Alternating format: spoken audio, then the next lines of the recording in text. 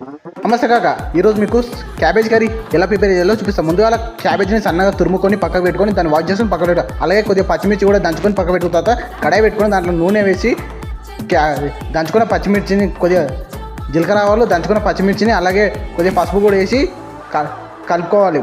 అది వేగిన తర్వాత నెక్స్ట్ క్యాబేజీ కూడా వేసిన తర్వాత మంచిగా బాగా కలుపుకొని కొద్దిగా లో ఫ్లేమ్ మీద క్యాబేజీని మగ్గనియాలి. ఒక 5-10 మినిట్స్ తర్వాత కొన్ని వాటర్ యాడ్ చేసి క్యాబేజీ ఉడికేదాకా ఆగాలి. ఈ టైంలో మనం పక్కనే కొబ్బరి కూడా తురుముకొని పెట్టుకోవాలి. అలా కొద్దిగా లాస్ట్ దించుకునే టైంలో కొబ్బరి వేసి ఒక 2-3 మినిట్స్ లో ఫ్లేమ్లో మిక్స్ చేసుకొని పక్కన పెట్టుకుంటే అయిపోయి మీరు ఇది రైస్కి రోటీకి బాగా సెట్ అవుతుంది.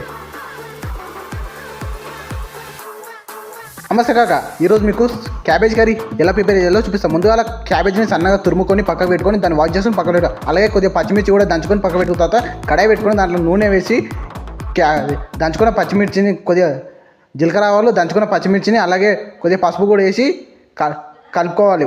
అది వేగిన తర్వాత నెక్స్ట్ క్యాబేజీ కూడా వేసిన తర్వాత మంచిగా బాగా కలుపుకొని కొద్దిగా లో ఫ్లేమ్ మీద క్యాబేజీని మగ్గనియాలి. ఒక 5-10 మినిట్స్ తర్వాత కొన్ని వాటర్ యాడ్ చేసి క్యాబేజీ ఉడికేదాకా ఆగాలి. ఈ టైంలో మనం పక్కనే కొబ్బరి కూడా తురుముకొని పెట్టుకోవాలి. అలా కొద్దిగా లాస్ట్ దించుకునే టైంలో కొబ్బరి వేసి ఒక 2-3 మినిట్స్ లో ఫ్లేమ్లో మిక్స్ చేసుకొని పక్కన పెట్టుకుంటే అయిపోయి మీరు ఇది రైస్కి రోటీకి బాగా సెట్ అవుతుంది.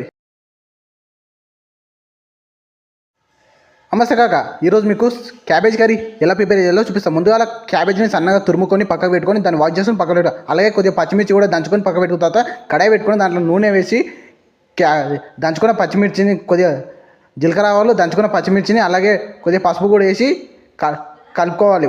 అది వేగిన తర్వాత నెక్స్ట్ క్యాబేజీ కూడా వేసిన తర్వాత మంచిగా బాగా కలుపుకొని కొద్దిగా లో ఫ్లేమ్ మీద క్యాబేజీని మగ్గనియాలి.